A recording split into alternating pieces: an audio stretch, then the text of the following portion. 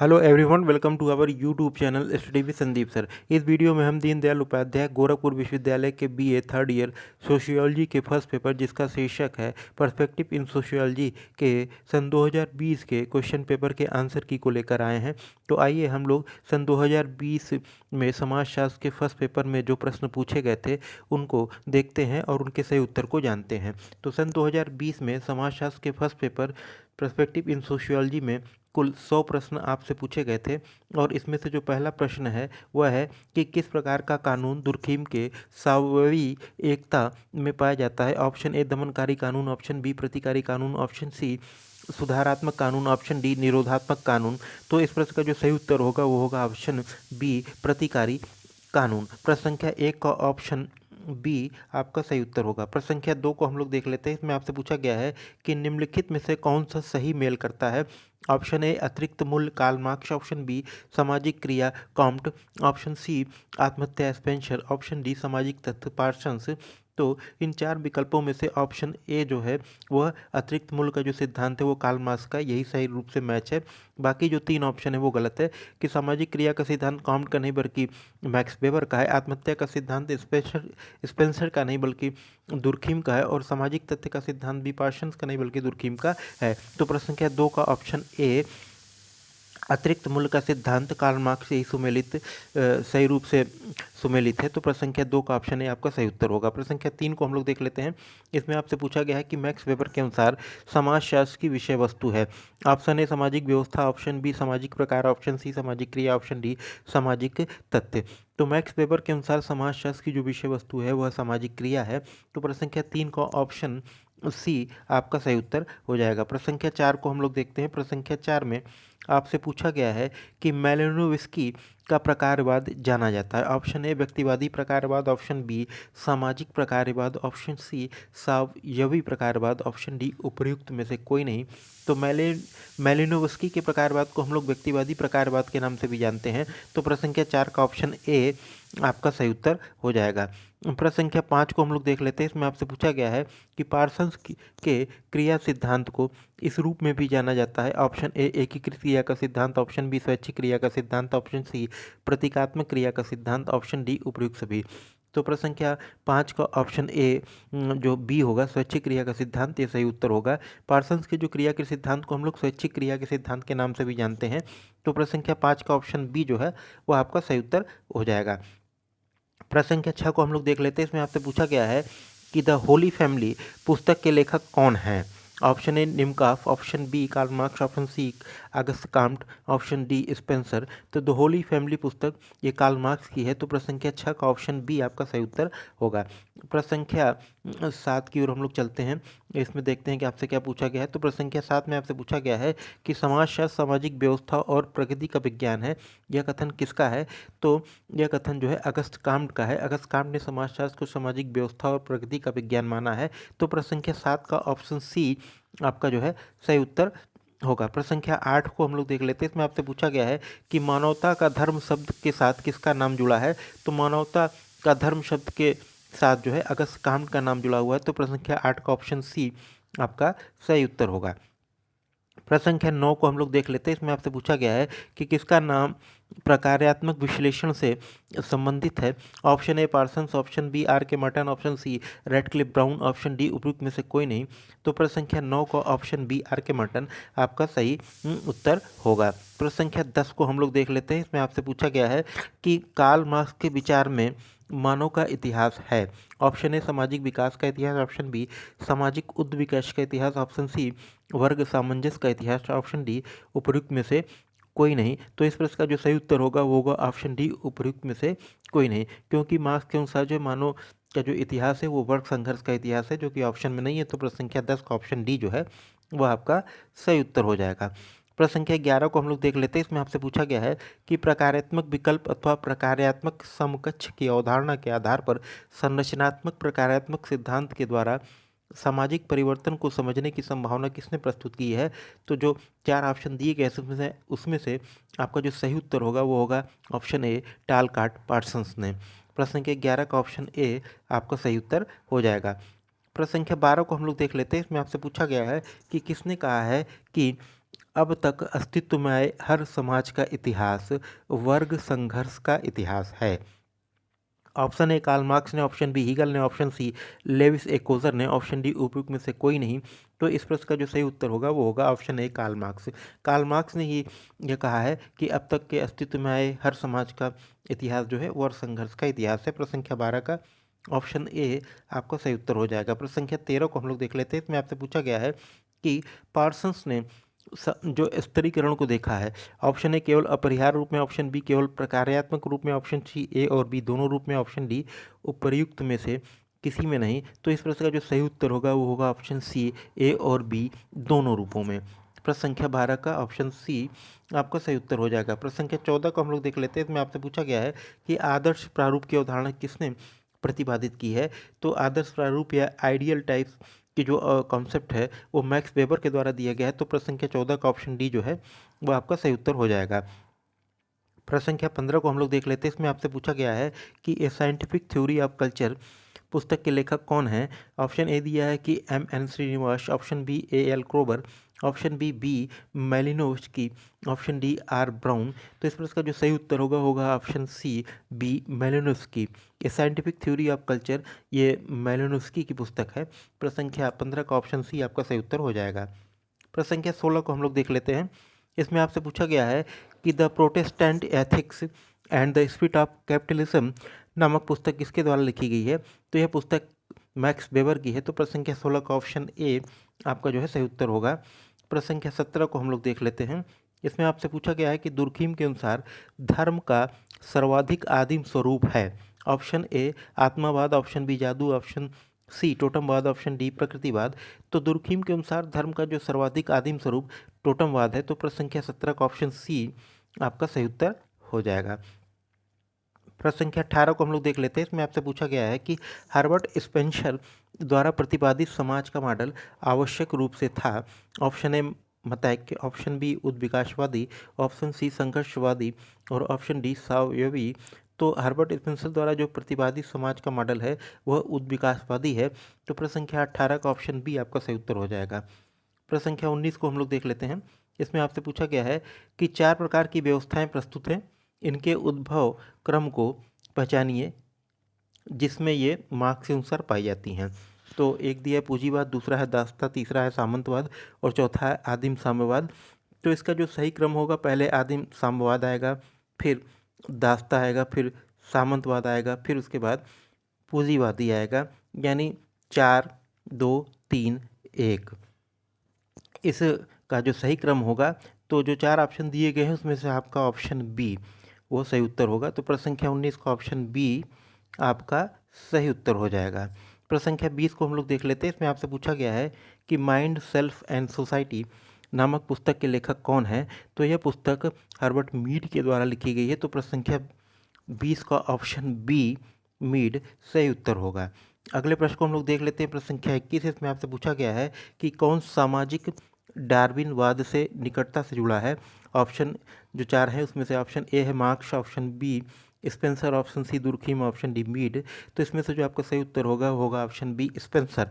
प्रश्न संख्या 21 का ऑप्शन बी जो है आपका सही उत्तर होगा। प्रश्न संख्या 22 को हम लोग देख लेते हैं। इसमें आपसे पूछा गया है कि किसने मानव मस्तिष्क को 3 अवधारणात्मक श्रेणियों चेतन, अवचेतन और अचेतन मन में विभाजित किया है।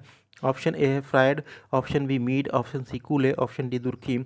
तो मानव मस्तिष्क को 3 अवधारणात्मक श्रेणियों में जो विभाजित किया है वह है सिगमंड फ्रायड ने। तो प्रश्न संख्या 22 का ऑप्शन ए आपका जो है सही उत्तर हो जाएगा।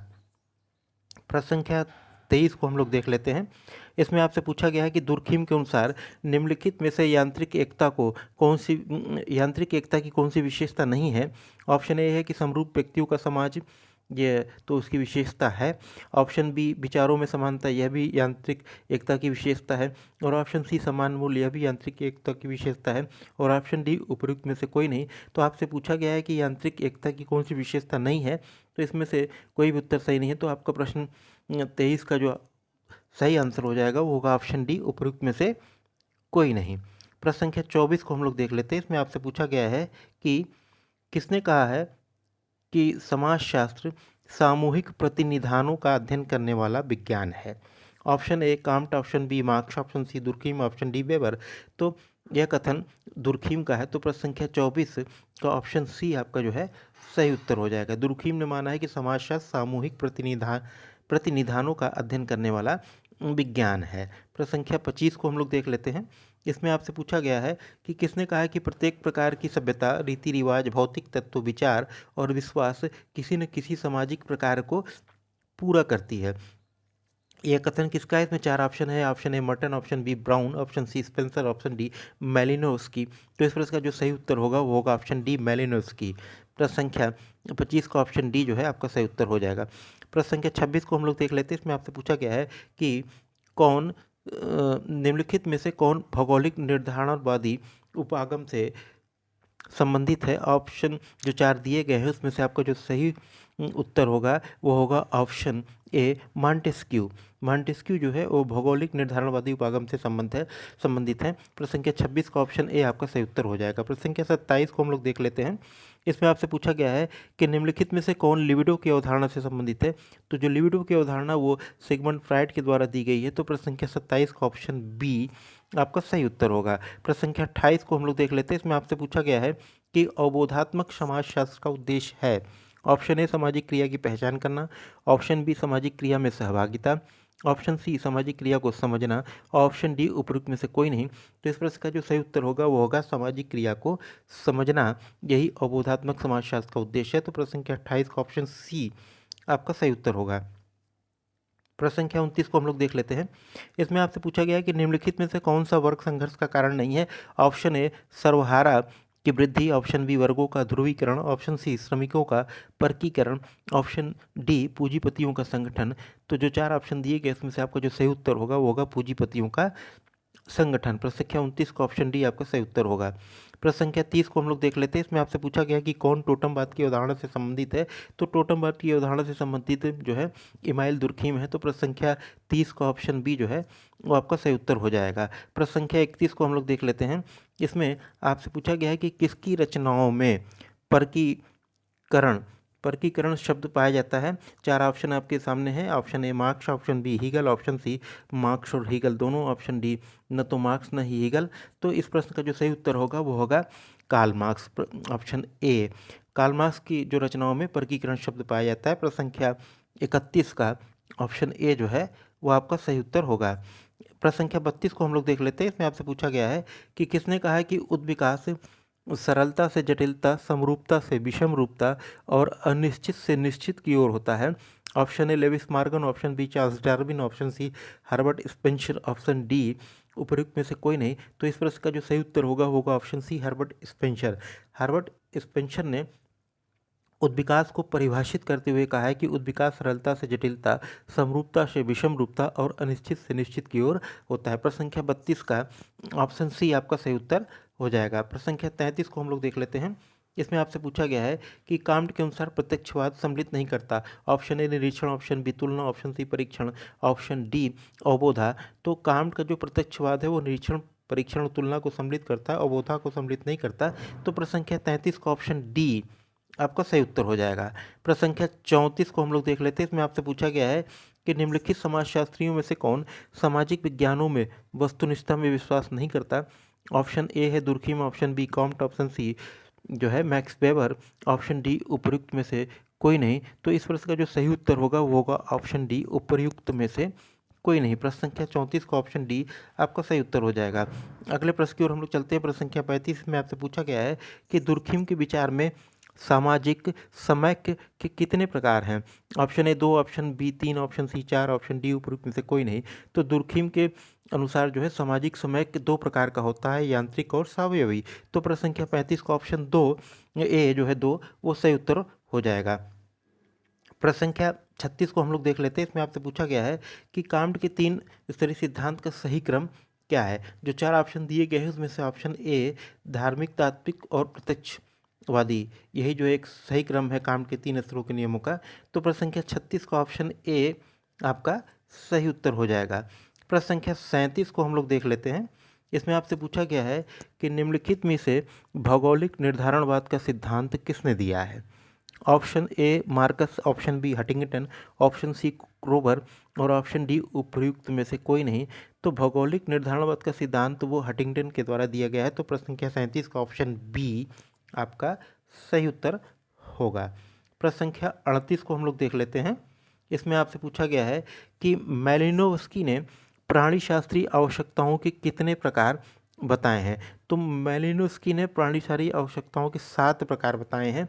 तो प्रश्न संख्या 38 का ऑप्शन सी जो है वह आपका सही उत्तर हो जाएगा। प्रश्न संख्या 39 को हम लोग देख लेते हैं। इसमें आपसे पूछा गया है कि किसने मध्य अभिसीमा सिद्धांत प्रस्तुत किया है।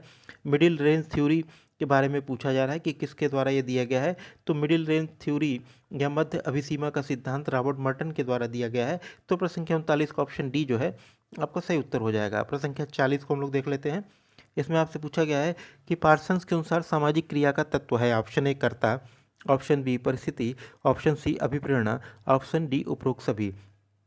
तो पार्सन्स के अनुसार सामाजिक क्रिया का तत्व कर्ता, परिस्थिति और प्रेरणा तीनों है। तो आपका जो सही उत्तर होगा ऑप्शन डी उपरोक्त सभी। प्रश्न संख्या 40 का ऑप्शन डी आपका सही उत्तर हो जाएगा। प्रश्न संख्या 41 की ओर हम लोग चलते हैं। इसमें आपसे पूछा गया है कि सामाजिक डार्विनवाद में निम्नलिखित में से कौन विश्वास करता है। ऑप्शन ए है उद्विकासवादी, ऑप्शन बी प्रकारवादी, ऑप्शन सी विशरणवादी, ऑप्शन डी उपयुक्त सभी। तो इस प्रश्न का जो सही उत्तर होगा वो होगा ऑप्शन ए उद्विकासवादी। प्रश्न संख्या 41 का ऑप्शन ए जो है वो सही उत्तर हो जाएगा। प्रश्न संख्या 42 को हम लोग देख लेते हैं। इसमें आपसे पूछा गया है कि अपराध के तापीय सिद्धांत के प्रतिपादक हैं। ऑप्शन ए दिया है Quetelet, option B Hippocrates, option C डेप्सन, ऑप्शन डी सेवेरिन। तो इस प्रश्न का जो सही उत्तर होगा वो होगा ऑप्शन ए क्विटलेट। क्विटलेट ने अपराध के तापीय सिद्धांत को प्रतिपादित किया है। तो प्रश्न संख्या 42 का ऑप्शन ए आपका सही उत्तर हो जाएगा। प्रश्न संख्या 43 की ओर हम लोग चलते हैं। इसमें आपसे पूछा गया है कि निम्नलिखित में से किसने प्रतीकात्मक अंतःक्रियावाद शब्द को दिया है। तो प्रतीकात्मक अंतःक्रियावाद शब्द को हर्बर्ट ब्लूमर के द्वारा दिया गया है। तो प्रश्न संख्या 43 का ऑप्शन ए आपका सही उत्तर हो जाएगा। प्रश्न संख्या 44 की ओर हम लोग चलते हैं। इसमें आपसे पूछा गया है कि किसका प्रकारवादी उपागम अनुभवाश्रित प्रकारवाद के नाम से जाना जाता है। जो 4 ऑप्शन दिए गए इसमें से आपका जो सही उत्तर होगा वो होगा ऑप्शन ए मैलिनोव्स्की का जो प्रकारवाद है वो अनुभवाश्रित प्रकारवाद के नाम से भी जाना जाता है। तो 44 का ऑप्शन ए आपका सही उत्तर होगा। प्रश्न संख्या 45 को हम लोग देख लेते हैं। इसमें आपसे पूछा गया है कि निम्नलिखित में से किसकी गणना निर्धारणवादी के रूप में नहीं होती है। ऑप्शन ए है Veblen, option B Parsons, option C Freud, option D आगबन।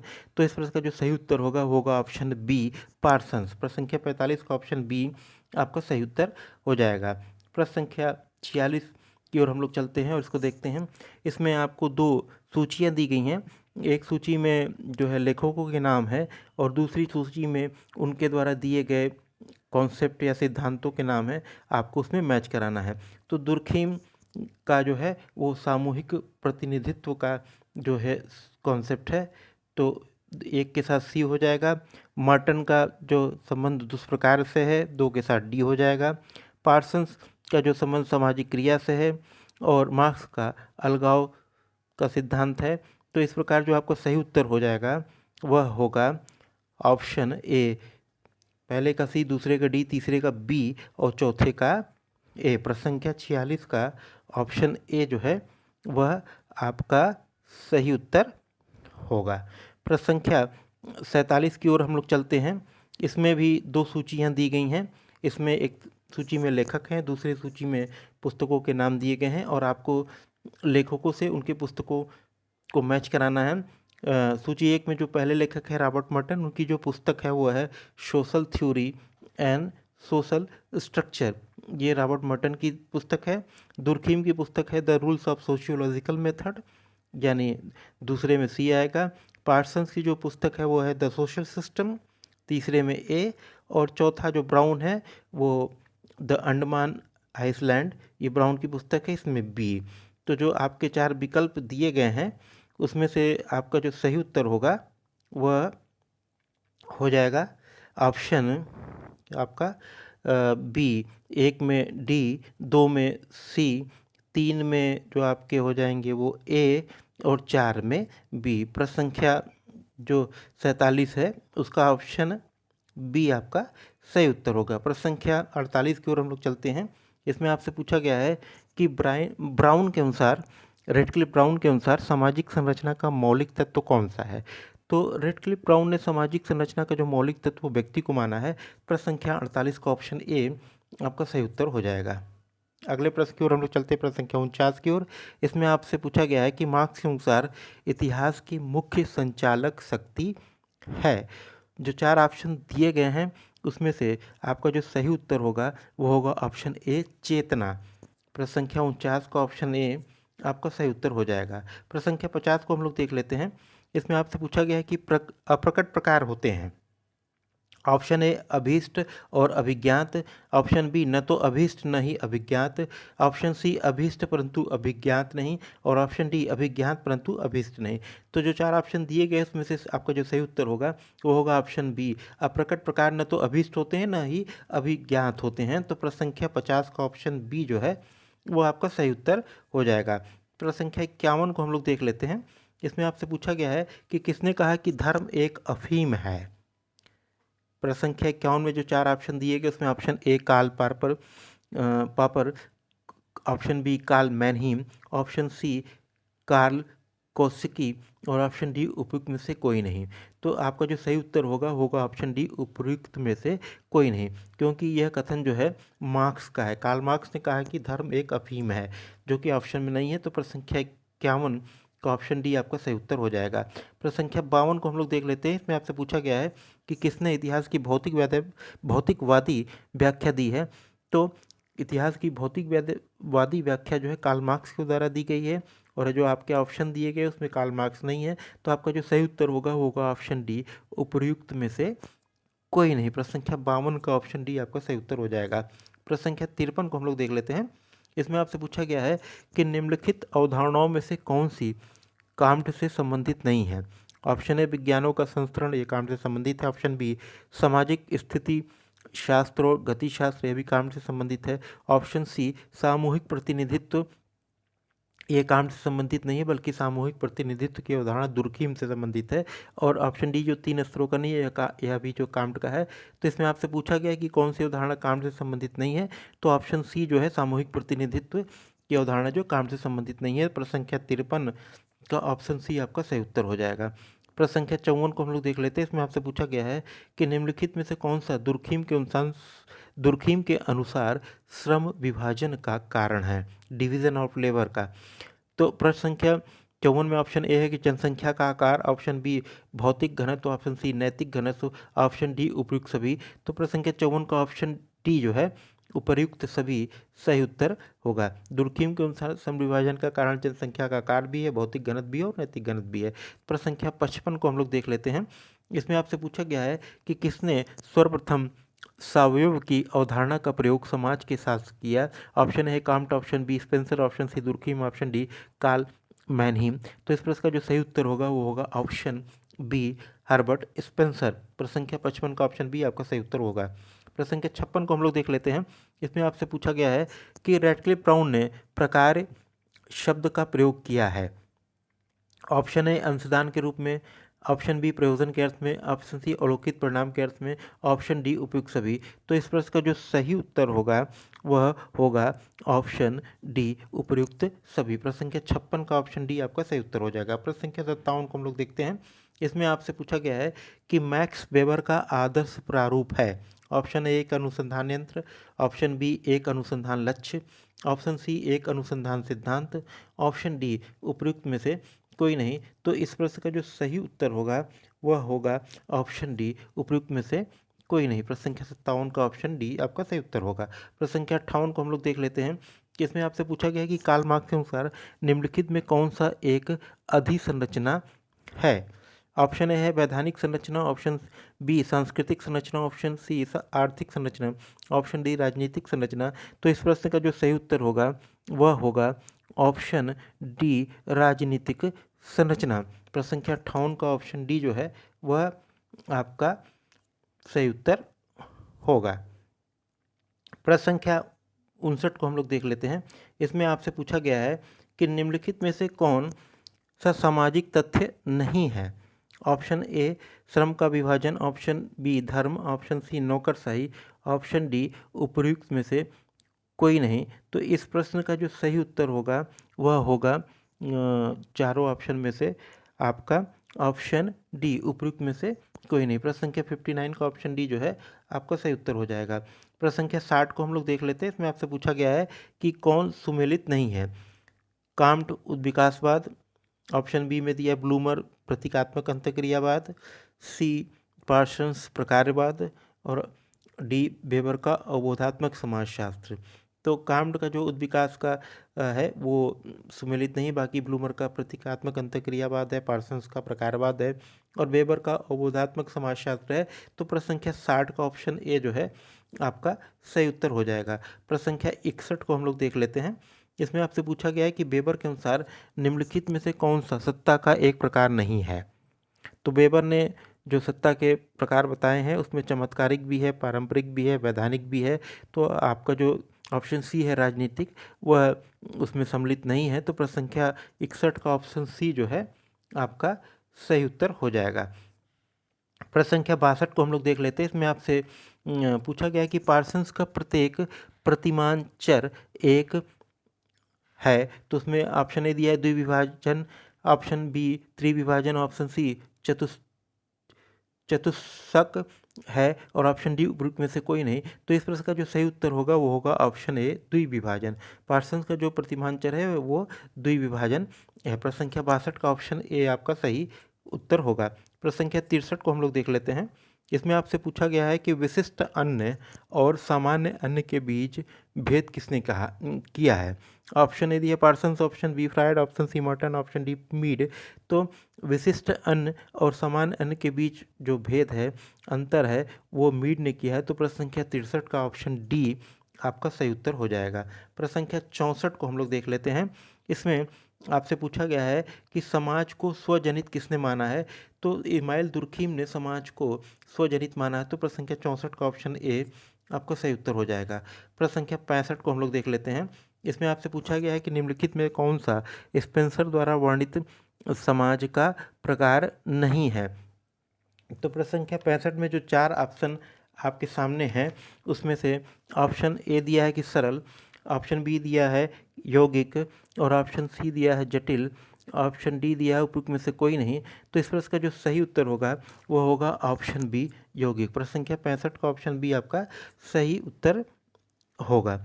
अगले प्रश्न को हम लोग देख लेते हैं। प्रश्न संख्या 66, इसमें आपसे पूछा गया है कि निम्नलिखित में से कौन सा प्रत्यक्षवाद को विशेषीकृत नहीं करता है। ऑप्शन ए है प्रत्यक्षवाद का लक्ष्य घटनाओं के नियमों की खोज करना है, ऑप्शन बी प्रत्यक्षवाद वैज्ञानिक पद्धति का उपयोग करता है, ऑप्शन सी प्रत्यक्षवाद मानव चिंतन का प्रारंभ बिंदु है, ऑप्शन डी प्रत्यक्षवाद जगत की व्याख्या अनुभव के आधार पर करता है। तो इस प्रश्न का जो सही उत्तर होगा वो होगा ऑप्शन डी प्रत्यक्षवाद मानव चिंतन का प्रारंभ बिंदु है। प्रश्न संख्या 66 का ऑप्शन सी आपका सही उत्तर हो जाएगा। प्रश्न संख्या 67 को हम लोग देख लेते हैं। इसमें आपसे पूछा गया है कि मार्क्स के अनुसार इतिहास की मुख्य संचालक शक्ति है। ऑप्शन ए प्रौद्योगिकी, ऑप्शन बी प्राकृतिक संसाधन, ऑप्शन सी चेतना, ऑप्शन डी उपयुक्त में से कोई नहीं। तो इस प्रश्न का जो सही उत्तर होगा वो होगा ऑप्शन सी चेतना। प्रश्न संख्या 68 को हम लोग देख लेते हैं। 68 को इसमें आपसे पूछा गया है कि अवबोधात्मक समाजशास्त्री भिन्न रूप है। ऑप्शन ए मार्क्सवाद का, ऑप्शन बी प्रकारवाद का, ऑप्शन सी उद्विकासवाद का, ऑप्शन डी उपयुक्त में से कोई नहीं। तो इस प्रश्न का जो सही उत्तर होगा वो होगा ऑप्शन डी उपयुक्त में से कोई नहीं। प्रश्न संख्या 68 का ऑप्शन डी आपका सही उत्तर होगा। प्रश्न संख्या 69 को हम लोग देख लेते हैं। 69 को इसमें आपसे पूछा गया कि मैक्स वेबर के अनुसार आदर्श प्रारूप है।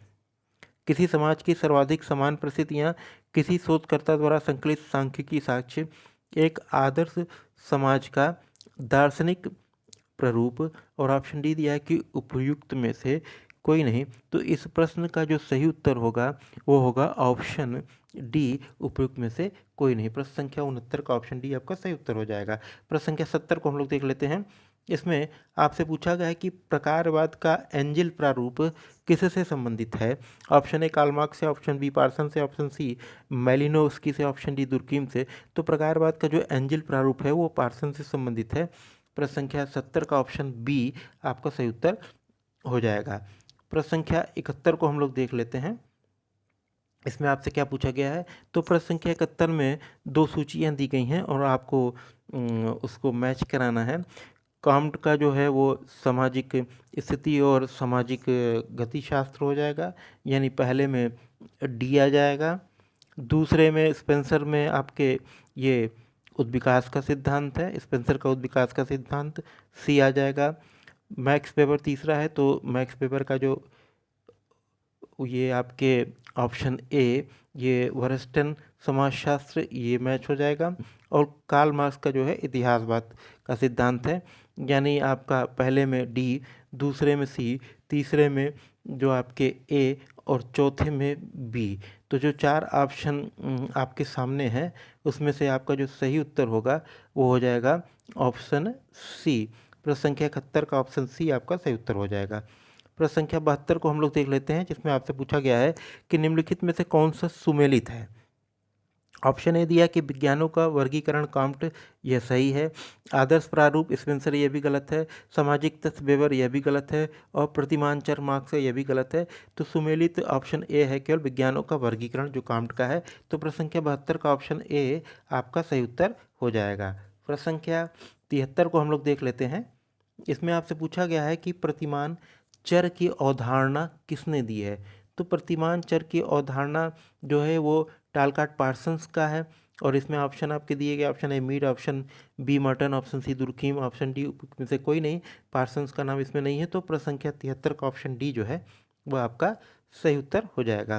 प्रश्न संख्या 74 को हम लोग देख लेते हैं। इसमें आपसे पूछा गया है कि दुर्कीम के अनुसार स्वाभाविक एकता पर आधारित समाज कहलाता है। ऑप्शन ए पूर्व औद्योगिक समाज, ऑप्शन बी औद्योगिक समाज, ऑप्शन सी ए और बी दोनों, ऑप्शन डी उपयुक्त में से कोई नहीं। तो दुर्कीम के अनुसार जो स्वाभाविक एकता पर आधारित जो समाज होता है उसको हम लोग औद्योगिक समाज के नाम से जानते हैं। प्रश्न संख्या 74 का ऑप्शन बी, 74 का बी आपका सही उत्तर होगा। प्रश्न संख्या 75 को हम लोग देख लेते हैं। इसमें आपसे पूछा गया है कि निम्नलिखित में से मार्क्स के अनुसार कौन सा अधिसंरचना का तत्व नहीं है। तो जो चार ऑप्शन दिए गए इसमें से आपका जो सही उत्तर होगा वो होगा ऑप्शन बी, अर्थव्यवस्था। प्रश्न संख्या 75 का बी आपका सही उत्तर होगा। प्रश्न संख्या 76 को हम लोग देख लेते हैं। इसमें आपसे पूछा गया है कि रॉबर्ट के मर्टन हैं। ऑप्शन ए संरचनावादी, ऑप्शन बी संरचनात्मक प्रकारवादी, ऑप्शन सी संघर्षवादी, ऑप्शन डी अंतःक्रियावादी। तो रॉबर्ट मर्टन जो है वो संरचनात्मक प्रकारवादी हैं। प्रश्न संख्या 76 का ऑप्शन बी आपका सही उत्तर हो जाएगा। प्रश्न संख्या 77 को हम लोग देख लेते हैं। इसमें आपसे पूछा गया है कि दुर्कीम का धर्म संबंधित अध्ययन आधारित है। तो दुर्कीम का जो धर्म संबंधित अध्ययन था वो ऑस्ट्रेलिया के टोटमवाद के अध्ययन पर आधारित था। तो प्रश्न संख्या 77 का ऑप्शन सी आपका सही उत्तर हो जाएगा। प्रश्न संख्या 78 को हम लोग देख लेते हैं। इसमें आपसे पूछा गया है कि निम्नलिखित में से कौन सा सुमेलित है। ऑप्शन ए प्रतिमान चर दुर्कीम का, ये गलत है। वर्ग संघर्ष काउंट का, ये भी गलत है। आदर्श प्रारूप मैक्स वेबर का, यह सही है। और अस्तित्व मूल का सिद्धांत मैनहीम का, ये गलत है। तो जो चार ऑप्शन दिए गए थे उसमें आपसे आपका ऑप्शन सी आदर्श प्रारूप मैक्स वेबर का यही सुमेलित है। प्रश्न संख्या 78 का ऑप्शन सी आपका सही उत्तर होगा। 79 को हम लोग देख लेते हैं प्रश्न संख्या को, जिसमें आपसे पूछा गया कि निम्नलिखित में से किसने अर्थशास्त्र की वृद्धि पर धार्मिक विश्वासों के प्रभावों का प्रथम विश्लेषण किया है। Option A Max Weber, option B Auguste Comte, option C Herbert Spencer, option D इस इमाइल दुर्कीम। तो इस प्रश्न का जो सही उत्तर होगा वो होगा ऑप्शन ए मैक्स वेबर। प्रश्न संख्या 79 का ऑप्शन ए आपका सही उत्तर होगा। प्रश्न संख्या 80 को हम लोग देख लेते हैं। इसमें आपसे पूछा गया है कि मैक्स वेबर के समाजशास्त्र में सामाजिक क्रिया के कितने प्रकार हैं। Option A 3, option B 4, option C 5, option D 6। तो मैक्स वेबर के समाजशास्त्र में जो है सामाजिक क्रिया के 4 प्रकार हैं, या वेबर ने सामाजिक क्रिया के 4 प्रकार बताए हैं। प्रश्न संख्या 80 का ऑप्शन बी जो है वो आपका सही उत्तर हो जाएगा। प्रश्न संख्या 81 को हम लोग देख लेते हैं। अर्थव्यवस्था को अधिसंरचना किसने कहा है। तो अर्थव्यवस्था को अधिसंरचना कार्ल मार्क्स के द्वारा कहा गया है। तो प्रश्न संख्या 81 का ऑप्शन डी आपका सही उत्तर होगा। प्रश्न संख्या 82 को हम लोग देख लेते हैं। इसमें आपसे पूछा गया है crime and custom in savage society पुस्तक के लेखक कौन हैं। तो crime and custom in savage society के लेखक हैं बी मेलिनोव्स्की। यह जो है मेलिनोव्स्की की पुस्तक का नाम है। प्रश्न संख्या 82 का ऑप्शन सी आपका सही उत्तर होगा। प्रश्न संख्या 83 को हम लोग देख लेते हैं। इसमें आपसे पूछा गया है कि कौन सा सिद्धांत मानव की मानसिक एकता पर आधारित है। तो ऑप्शन आपके जो 4 दिए गए उसमें से ऑप्शन ए उद्विकासवाद, ऑप्शन बी प्रसारवाद, ऑप्शन सी प्रकारवाद, ऑप्शन डी नव प्रसारवाद। तो इस प्रश्न का जो सही उत्तर होगा वह होगा ऑप्शन ए। प्रश्न संख्या 83 का ऑप्शन ए जो है आपका सही उत्तर हो जाएगा। प्रश्न संख्या 84 को हम लोग देख लेते हैं। इसमें आपसे पूछा गया है, आपको 2 सूचियाँ दी गई हैं, उसको आपको मैच कराना है। तो सूची 1 में लेखक हैं और सूची 2 में उनके द्वारा दिए गए सिद्धांत है। अगस्त काम का जो है वो हो जाएगा 3 स्तरों का नियम, यानी ए में 2 हो जाएगा। प्रश्न संख्या इसमें देखिए अगस्त काम में आपके ए में 2-3 स्तरों का नियम और हर्बर्ट स्पेंसर का सावयवी सिद्धांत हो जाएगा, यानी बी में 1 आ जाएगा। कार्ल मार्क्स का द्वंद्वात्मक भौतिकवाद, यानी डी आ जाएगा। और दुर्खीम का जो है वो यांत्रिक और सावयवी एकता का सिद्धांत है, इसमें 3 आ जाएगा। तो जो 4 ऑप्शन दिए गए हैं उसमें से आपका ऑप्शन सी सही उत्तर होगा, 2 1 4 3। प्रश्न संख्या 84 का ऑप्शन सी जो है वो आपका सही उत्तर हो जाएगा। प्रश्न संख्या 85 को हम लोग देख लेते हैं। इसमें आपसे पूछा गया है कि ह्यूमन ज्योग्राफी पुस्तक किसने लिखी है। तो ह्यूमन ज्योग्राफी पुस्तक जो है वो ब्रुनहेल्स की है। तो प्रश्न संख्या 85 का ऑप्शन बी आपका सही उत्तर होगा। प्रश्न संख्या 86 को हम लोग देख लेते हैं। इसमें आपसे पूछा गया है कि निम्नलिखित में से कौन सा नाम भौगोलिक निर्धारणवाद से संबंधित नहीं है। Option A Dexter, option B Le Play, option C Buckle, option D उपर्युक्त में से कोई नहीं। तो इस प्रश्न का जो सही उत्तर होगा वो होगा ऑप्शन डी उपर्युक्त में से कोई नहीं। प्रश्न संख्या 86 का ऑप्शन डी आपका सही उत्तर हो जाएगा। प्रश्न संख्या 87 को हम लोग देख लेते हैं। इसमें आपसे पूछा गया है कि कौन प्रकारवादी नहीं है। Option A Merton, option B Durkheim, option C Malinowski और ऑप्शन डी मीड। तो मर्टन, दुर्खीम, मेलिनोव्स्की ये सब प्रकारवादी हैं, मीड प्रकारवादी नहीं है। तो प्रश्न संख्या 87 का ऑप्शन डी आपका सही उत्तर हो जाएगा। प्रश्न संख्या 88 को हम लोग देख लेते हैं। इसमें आपसे पूछा गया है कि निम्नलिखित में से कौन प्रकारवादी नहीं है। Option A Radcliffe Brown, option B Merton, option C Malinowski, option D Weber. तो रेडक्लिफ ब्राउन, मर्टन और मेलिनोव्स्की प्रकारवादी हैं, बेवर नहीं है। तो प्रश्न संख्या 88 का ऑप्शन डी आपका सही उत्तर हो जाएगा, मैक्स बेवर। प्रश्न संख्या 89 को हम लोग देख लेते हैं। इसमें आपसे पूछा गया है कि मार्क्सवादी सिद्धांत के अनुसार निम्नलिखित में से कौन सा अधोसंरचना का तत्व है। ऑप्शन ए है नैतिक मानदंड, ऑप्शन बी उत्पादन के उपकरण, ऑप्शन सी धर्म, ऑप्शन डी कानून। तो इस प्रश्न का जो सही उत्तर होगा वो होगा ऑप्शन बी। 89 का ऑप्शन बी आपका सही उत्तर हो जाएगा। प्रश्न संख्या 89 ऑप्शन बी उत्पादन के उपकरण। प्रश्न संख्या 90 को हम लोग देख लेते हैं।